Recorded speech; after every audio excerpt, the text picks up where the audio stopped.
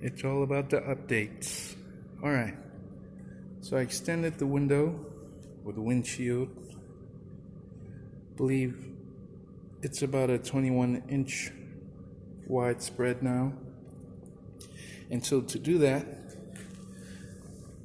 I had to attach this square tube to this flat bar because there's a space in between. This one, you can see the space better.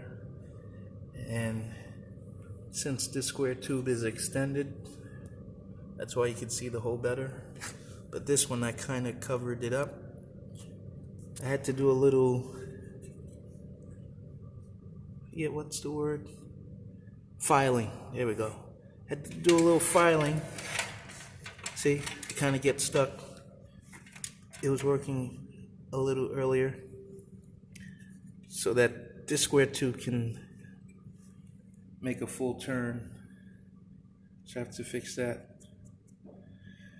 But I did extend the windshield, as you can see. Yeah. Then this has to be shifted to the left, maybe 2 inches. And then the crazy thing is my hand was forced because the screws came out, so this is loose. And these are like 2.5-inch screws that are holding it, so that took a lot of work putting in because the screws are 2.5 inches long. The other addition is the windshield for the hands. I'll back up. So my original idea was to have like this extend over, but I was saying it wouldn't look proper. So now with the Lexan on the inside, I feel it looks better. So it's like a shift. The windshield for the body, and then the windshield, quote unquote, for the hands.